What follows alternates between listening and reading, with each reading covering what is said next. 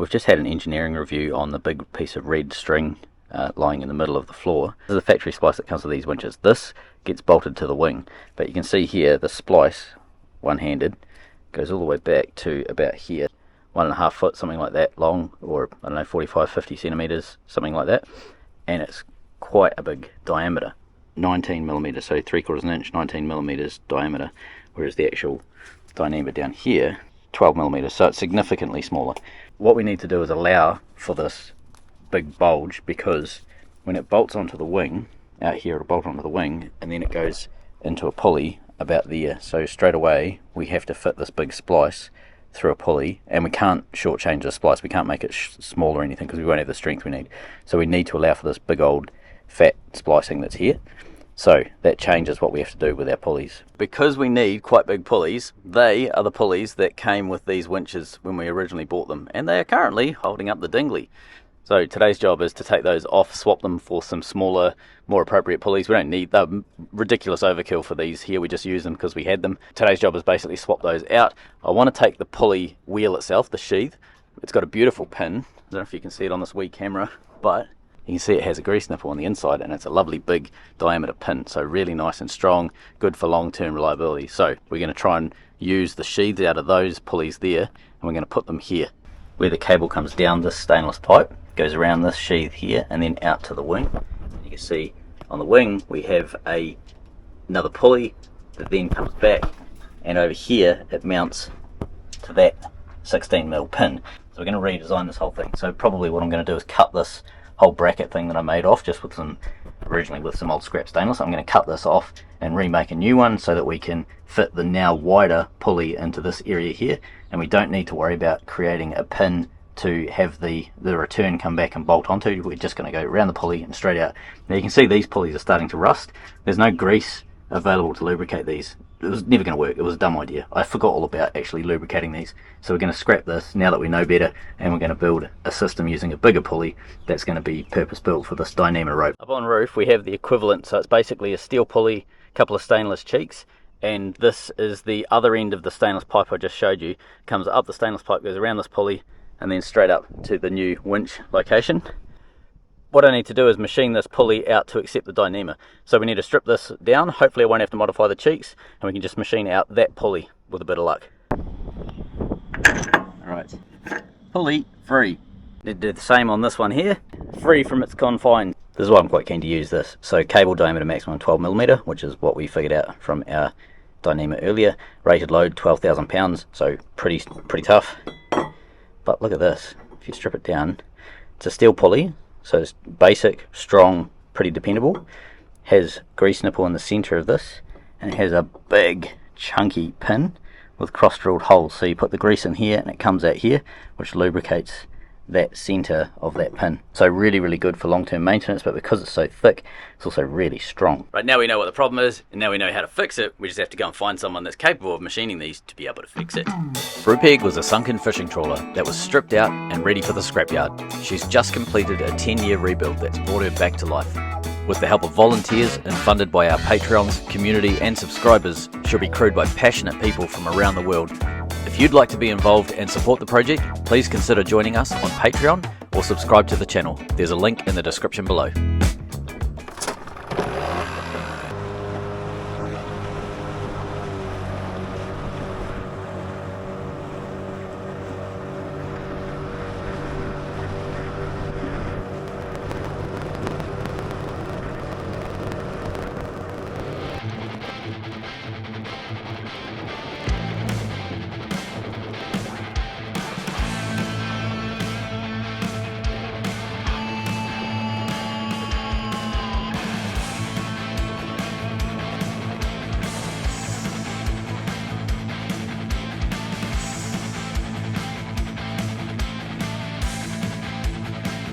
The lads that are at the yard that we're going to be pulling out in a couple of weeks, they're going to machine up the pulleys.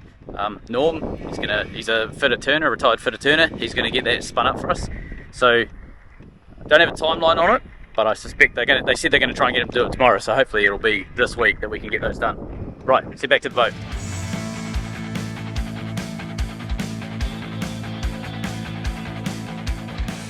Now that we've got a bit of rust appearing, we can put our rust kill on. It will convert that sort of tan colour into very silver. You sort of see it happening as I've painted already. We let this dry. You end up with like a crystalline structure that we do 2 coats, because you always miss some on the first coat, just like with paint. You end up with like a dry white crystalline structure after the second coat. Once it's dried, we give it 24 hours between coats, and then we buff that off with just a wire brush, with a hand wire brush, and then that gives us a really hard surface of iron phosphate to paint over. Back is done exactly the same, so you can sort of see that real greying feature. That's how you know that rust is being converted from iron oxide into iron phosphate. The active ingredient in rust kill is phosphoric acid. Second one painted. Now that I've stripped down these red pulleys, I want to use them again, but it also means that I've lost the pulleys out on the end of the davit. So I need to go and get some new pulleys for these davits. So it's the second week of February for us, and it's probably one of the hotter months in Australia. It's stinking hot right now. I don't know what the temperature is, but it's feeling pretty brutal again. We've had like 2 weeks of it being a decent temperature, really easy to work, but I think those times are over at the minute. Okay, so it turns out they don't sell blocks. Well, they've got like literally three blocks, not what we need. And they're really struggling to be able to order them, the ones that we need as well. So we're probably going to have to go and find them online, I think. So we need to jump back in time with the footage. These new winches are 24 volt DC, so they're a big load on Brupeg, something that we generally don't have. Most of our load on Brupeg is an AC load rather than a DC load. These winches completely change that. So we're going to jump back in time. We've got a wee bit of work that we did with Damon, and also some earthing work on Brupeg. So getting a ground on a boat is really critical. It stops electrolysis, so we did a heap of work on that to try and resolve that on Brupeg. And then we also set up the groundwork to be able to put in big DC loads like these winches. You might also see Jess walking around in the engine bay with us. This was back when she had the exhaust shroud squashed her into the workbench, when it was a long time ago, when it was down in Bundaberg. So you'll see some footage from when we were at the Navy Wharf. You'll also see some footage when Jess is all sort of strapped up to try and support the ribs and things like that. So yeah, bear with us. A few different people have asked us about earthing on Brupeg. How do we actually get an earth on a boat that's floating in the water? And there's 3 main ways that people do. You can either take a cable that's bolted to your engine. In this case, we've got it bolted to the starter motor, and you can see here we've got some high conductive earth. So this here is some pretty conductive Australian earth. That basically will provide you with an earth, putting it into a bucket. The second most popular option, I'll let Damon explain. If you can't find high conductive Australian soil, is to take the boat to the earth. So just beach the boat, say once a month. That'll give it a good contact with the earth when the tide goes out, and keep up your good ground connection. And there you have the 3 most popular ways to ground a boat. When we installed this new Victron system into Brupeg, we had to move the boat halfway through the install. And one of the things that highlighted was we had a sensor on Brunet that had failed, and we didn't know about this. When we started the engine, 40 amps of the start current actually started to go back down the wiring loom of this sensor, and it was a tiny little wire, and it melted some of the wiring loom for Brunet. We repaired that, but now we're at the stage where we're finding why that happened and trying to fix it. Just going to see what current the starter solenoid draws when we crank it up, and then we'll switch it off, and then we'll crank it up again, and I'll just see what the alternator's doing. Yeah. So I'm just going to go on that trigger wire, which is from the button, and when you crank that, Starting.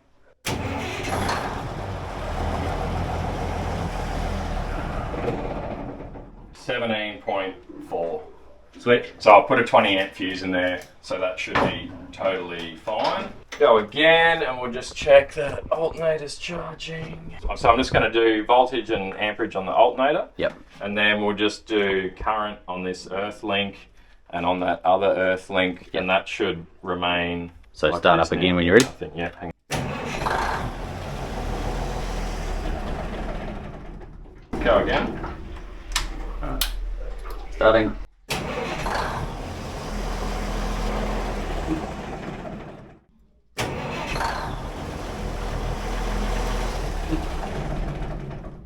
What's going on? So we're just seeing current flow between, this is in effect an earth link back to the house battery bank.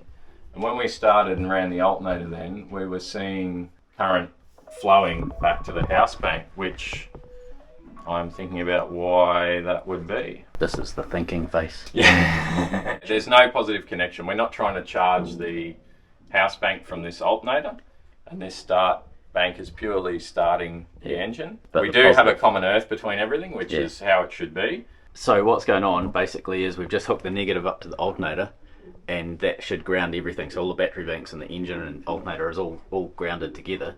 but we're getting current flowing down that ground, which shouldn't happen because we have no positive connection from the alternator to anything else. So just to the start battery. So it's the alternator's charging the start batteries, but nothing else. And in theory, there shouldn't be any current running down that. The mystery deepens. Dum, dum, dum. This is reason number 14 why most people hate electrics. Yeah.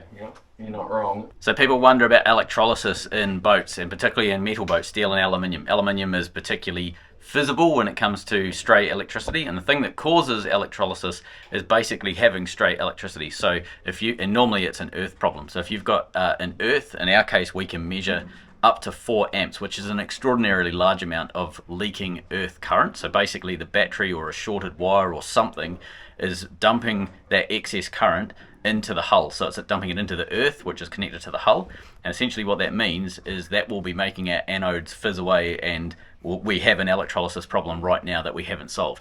Now it's not something that we need to be concerned about because it's only just happened, and it's obviously something that's happened either in the Brunette system or in the wiring that we've just put in with the Victron system, but we can't find that fault yet.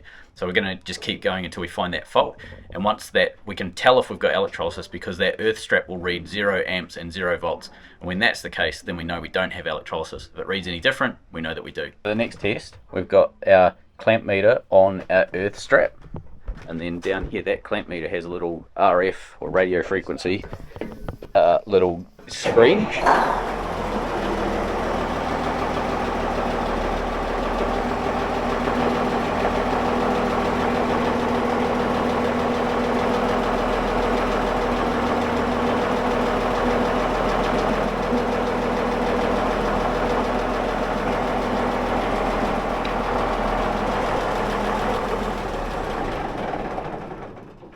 And then turn the motor off and it goes back to basically nothing. I think that could just be a bit of interference. So that pretty well dropped to like 0.8. We'll just get you to watch this, and when we start we'll just see if we get any fluctuation in voltage or current. So what we're looking for is a fluctuation in either amps, volts, or also loads up here as well. What are you trying to do? Oh, hang on, I'm just going to turn the solar off. Right, solar off. Yep. Dropped 4 amps, then came back. So we're doing the test again just to be certain. So 15.5, call it 16 amps. We start 11.9, back up to 15 slowly. So this multimeter with a clamp attachment, we put it around a cable, a DC cable like this, and it tells us how many amps is running through that cable or how much current is running through that cable. So it was at negative 15, pretty stable, and when you started it went to negative 12 and then slowly climbed back up to negative 15.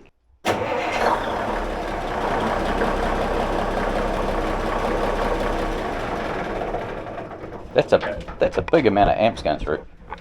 It is, and that's when it's starting. That was what, 12 amps?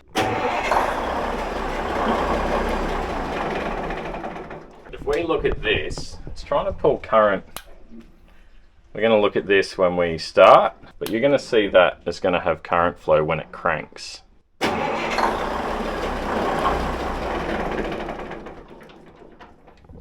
why would you get current down there on cranking? Is that an issue with the starter motor or the start circuit? Why would you get current down there when it cranks?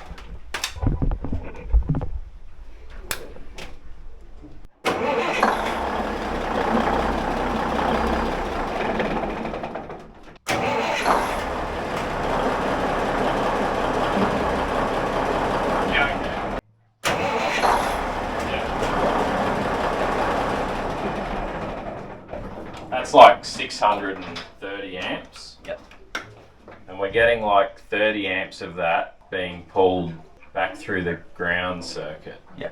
Next Voltage test, there. set that up. We've taken the alternator positive off. We can run this alternator without damaging it with no positive. I still think we're going to get current flow on start.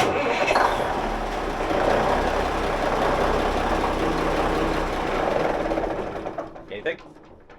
Yeah, current flow on crank, but then obviously nothing when the engine's running. So one other earth issue we're finding is when this thing is doing whatever it's doing, Jess had some stuff cooking on the induction stove, and when this goes on, this runs like a pulse. It goes on, off, etc.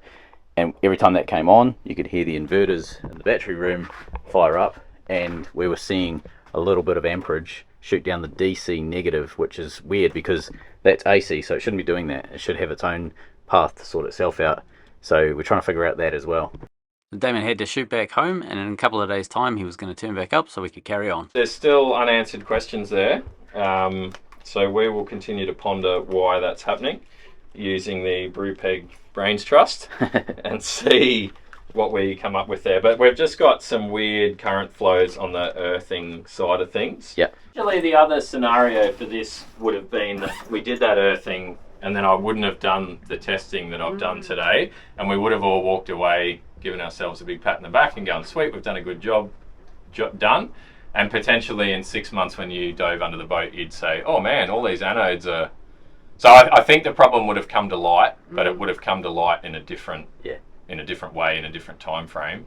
That's the other side of this. It may be considered totally normal. Yeah. You know, the system is working. Everything is working. It's charging. It's all going well. So there's no reason to look for a problem if you think that one doesn't exist. So you wouldn't necessarily do those tests. We've only done that because we had that problem with Brunette, and now we've dived a bit deeper and gone, hang on, we're getting some weird readings here.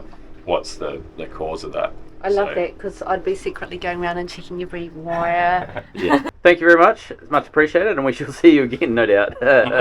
You will. A few days later.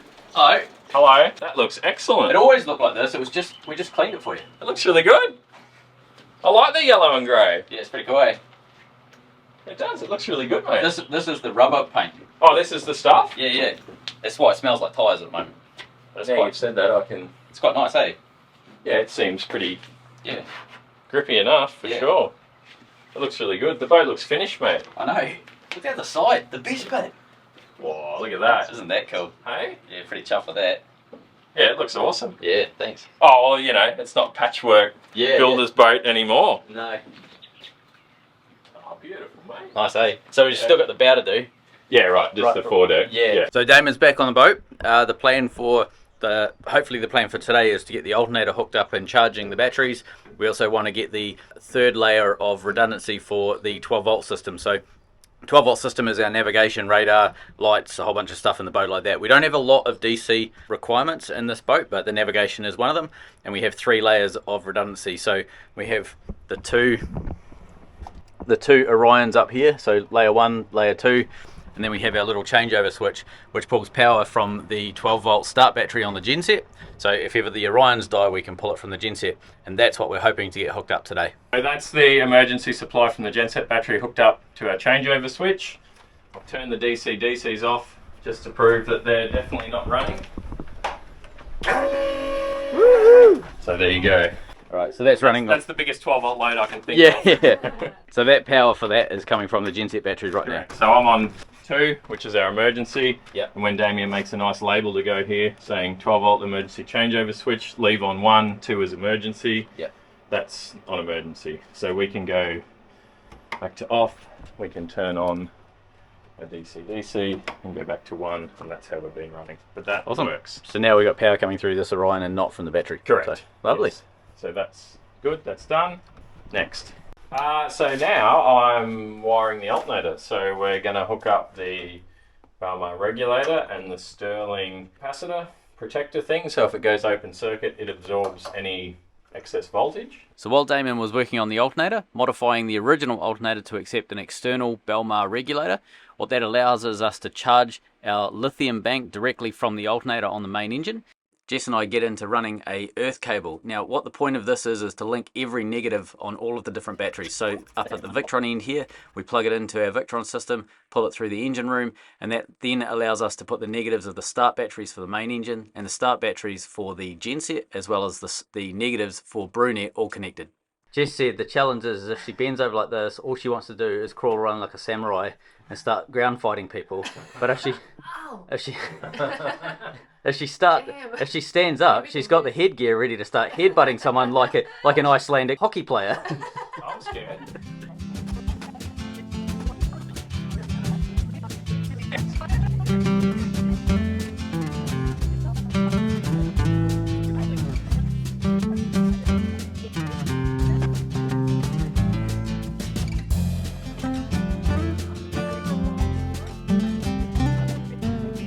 So our earth cable is now run through the wall, along the cable tray, down under the floorboards here, around the fuel system. Comes out, we have two cables. One of them is going from, this one here is coming from the Victron links distributor. You just saw me clip that up top to the blue boxes. Basically that's the negative of the Victron coming down, clipping onto the negative of this start battery over there.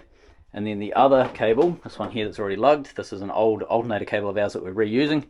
That's going to be going from the negative on here back across to the negative on that 24 volt bank there, so that all of the battery negatives are connected together, and they're connected via the Victron link system, not to the hull, so we don't have a hull earth per se.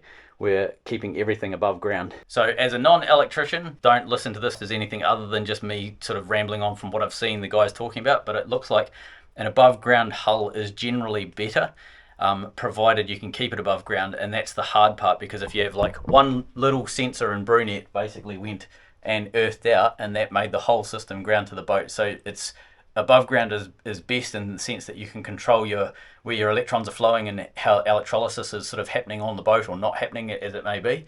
But if you have a failure, it's really easy to go into a grounded state, and that's what we ended up having the other day. We've found that problem, we've rectified it, we now understand why that happened, and we've made it more solid. We've changed one of the sensors, we're going to be changing an oil pressure sensor, and having all of these batteries, the negatives earthed together. We had 24, 12 and 5 volts. We've now got rid of the 24 volts. That's now a separate system on the engine down there, the start system. Up here we have a 24 volt feed from the Victron Orions, and that converts down in the box here to 5 volts for all the 5 volt sensors on the motor. So the negatives off the 5 volt bus bar and the 12 volt bus bar are all earthed together as well, and they'll be earthed to the batteries over here. So every single negative in the boat is commoned together. So we have our negative on the alternator connected. The Belmar regulator is getting close to being done. I believe the Stirling is done. This is essentially it's a bank of capacitors, so that if the motor's spinning around and the batteries disconnect for whatever reason, this is producing power. This absorbs the power until this can shut the alternator off. So the only addition to what we were originally going to do is the addition of this ignition relay. So it's going to take ignition from our toggle switch, but the reason I'm using a relay is so that we're actually picking up the power from the Victron batteries will be fed to the Belmar, rather than using power from the engine battery bank, because that will be disappearing at some point. Hence the addition of the relay. That may make sense or may not. Battery's back on charge. This is all back up and operational. It's turned on. Over this side, Damon is texting his mum. Yeah. It's a real old school phone. It prints it out. And then you post it. Yeah. So last thing down here is this wire, which is our BMS wires, which I think I'm just going to go like that with. We are about to test this alternator and make sure that it does what we want it to do. Then we'll start doing our ignition testing. So I've pulled the allow to charge fuse from there, because when we turn on the engine ignition, we want to make sure we've got voltage here that's not funny in any way, and then I'll pop that fuse in, which will let the power through to the BMS, which should then return the power back down to activate the regulator. Okay. But we're just sort of doing it in stages. Stage 1, stage 2, program it to lithium before we start the engine. When we turn on the ignition, we should get power here. Here we go. Good. 26. Go off. Good. That's just switching. It's actually pulling power from here. And we can pick any negative bus. Check that our meter works. And so here, beautiful. Now I'm going to make you go down and turn that off. Right. And I'll just make sure it drops out up here, which I'm sure it will. Yep. Beautiful. The only ones I haven't checked, but it's your boat, so I would imagine that they're tight. So now if we go to there, we should have power, and if we do that, we should have no power, and that is exactly what we want to see. And that is all we can check there. Last check of the check. Hey, it's alive. So the more voltage you give the field windings, the more amperage the alternator will output. So because it has a soft start, it slowly ramps that up, and it's probably wondering right now why the voltage is not rising on the battery bank. No, I don't know what it's telling us now, all sorts of shit. We'll have a quick look at that in a second. and other words you really love hearing from your electronics specialist. I don't know what all that crap is. You're good? Yep. What you're seeing here is the alternator charging the lithium battery bank through the Belmar alternator regulator. So we're putting in a bit over 60 amps into the lithium battery bank, and our voltage is 26.9. What's not shown is just how many hours of programming went into this Belmar regulator. They are very cumbersome, robust but cumbersome. So we've got just under a kilowatt of load. The alternator is obviously not quite keeping up. We've got 16 amps coming out of the battery, so you can see that flow going out into the inverter and off to the loads. The alternator will be basically putting a portion of this in, so it might be, say, 80% of this is coming from the alternator, 20 amps worth is coming from the batteries. 20 amps is not a lot on this boat. Seems to be working. That's working how we want it to work, but I'm going to run out of time now to do the testing with temperatures on this. So I've got homework for you, Damien, because we don't want to burn it out. You're safer to have it charge a bit less than... And if we're running this engine, we're running it for hours at a time. So 70 amps for 5-6 hours at a time. Exactly. So in the theme of we don't have a lot of space to work with, it's time to go and put the lid on this battery box. This is our acrylic front that we built a wee while ago, and we need to seal this battery box off, and we also need to get the vent going. These are lithium iron phosphate, the safest type of lithium battery you can get. They generally don't catch fire. You've got to work incredibly hard to get these things to catch fire. You can literally drive a nail through these and they won't burst in flames. They will off gas. So essentially an overpressure event. If you have this sealed, this box sealed, that becomes a bomb. So you need to have a vent so that that pressure can come out. So the first part of this is sealing the big hole at the front with a piece of heavy acrylic.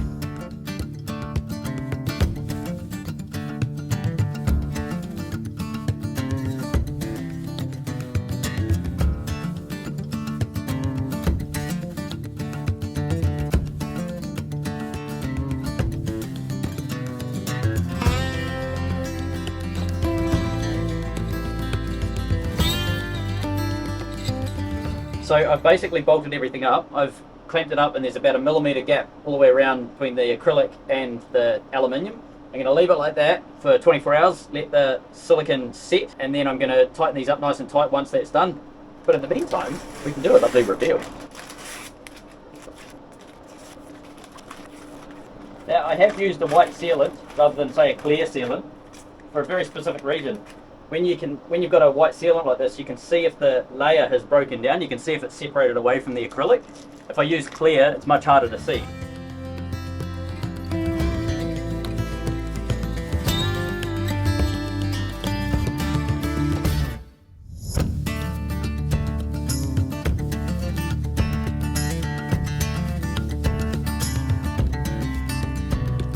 Nice big wide band of sealant all the way around, so once we let that set and tighten these bolts up, that will be fully gas tight.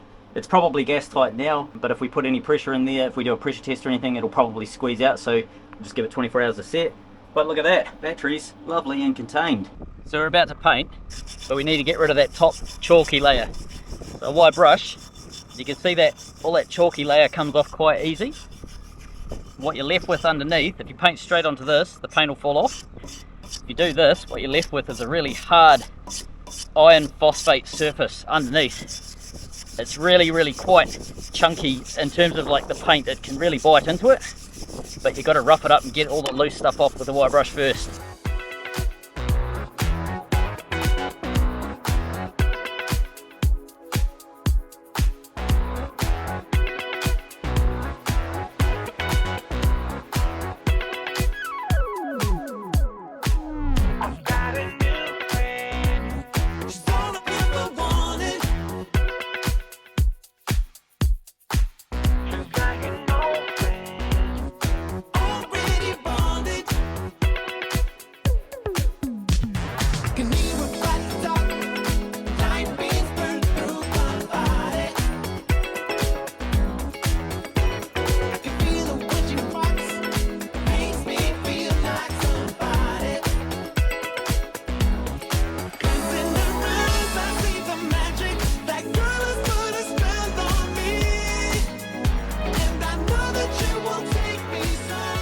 While Jess sorts out the paint for those winch mounts, it's time for me to drill the hole that goes through the saloon roof to the outside of the boat. This is the vent hole for the battery box. 60mm tube that has to go through a 60mm hole. Now that hole is ever so slightly bigger than 60mm, because when you hole saw with a, like say, a 60mm cutter, you'll never get a 60mm hole, it'll always be slightly bigger. So let me show you what I mean. You can slide this pipe up through there and it's tight, and you can clearly see daylight on either side of it. So it's probably 61, 61 and a half, something like that. So what we need to do is stop this from rusting. Now there's a couple of ways we can do it. We can either go through the rigmarole of painting and then sealing, or we can go straight to sealing that will bond onto bare steel like this. Fixtech 190 is what we use for this. It can be used above or below water lines, and it pretty much glues to anything. The stuff is pretty awesome. So we're going to put that, smear it around the steel up on that hole there, and then we'll put this through and we'll seal it top and bottom, and it'll end up looking like this. Eventually we'll paint over top of it, but it'll end up looking like this, sealed up with a nice sort of radius around things. The key when using sealant like this is expect the unexpected. It is going to get everywhere. Everywhere that you don't want it to be is exactly where it will go first. So, you know, we're talking engine bay, anchor room, your wife's handbag, your handbag. Alright, to seal these joins we use this basically pressure cement, PVC cement for pressure pipes. It's just a bit of green goop. It stinks. So, need to feed that up the hole like so, and at this end, need to slide it in there until it clonks down. So that's in there now. You can see that green stuff sort of slid away. What I'm going to do is actually use some of the sealant, put a bead around there to stop the smell of that green stuff, because it really does stink, from coming out into the room.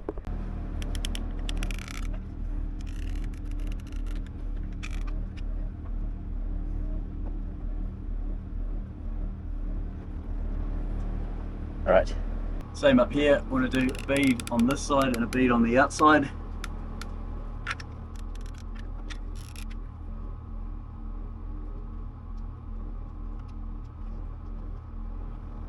Now it's practically impossible to show you the top of that pipe because it comes out underneath one of the air conditioner outside units on the back of the wheelhouse. However, we don't want to have like a drain or anything like that, because then insects and whatever can climb inside, and also sea air can basically go down that pipe and essentially sit in the box of the batteries. So we want to prevent the atmosphere from being able to go in there. Remember, this vent is only there in the event of the batteries basically over pressurizing and needing to dump a whole bunch of excess gas and volume that comes out of that box.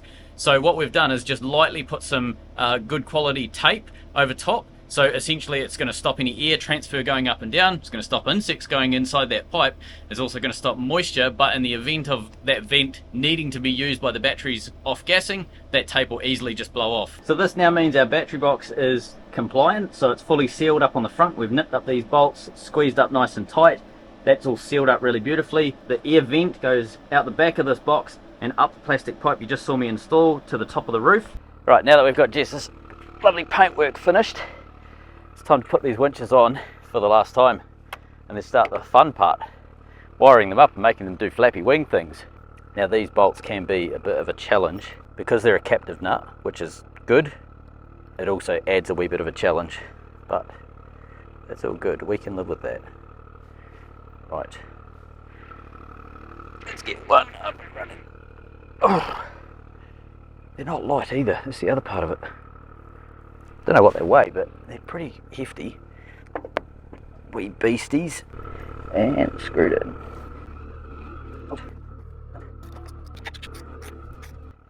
Lovely, look at that. Alright, let's do the other one. Okay, Yep. Awesome. Yep, that's it. Yep, nice, nice. Is it going through? Not quite, needs a jiggle. Okay. Yep, it's good. Yep. Lovely.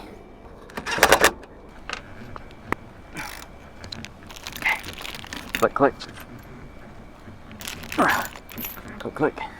And that's why we had to solve the grounding issue in the engine room, because these are awesome and we don't want to damage them. And now that we've got the winches bolted firmly up onto those mounts on top of the wheelhouse, there's only two major things left to do. Electrics, we've got to get this box mounted into the wheelhouse, one for each winch, 3 cables through the roof onto the winch, and then a big positive and negative hooked up to the battery system. We've also got to get the dyneema through the pulleys, so we have to get the pulleys machined out. You saw us drop those off to the machinist, so they'll hopefully be back soon, and we can start fitting all the mechanical parts so that we can get that dyneema cabling out to the wing.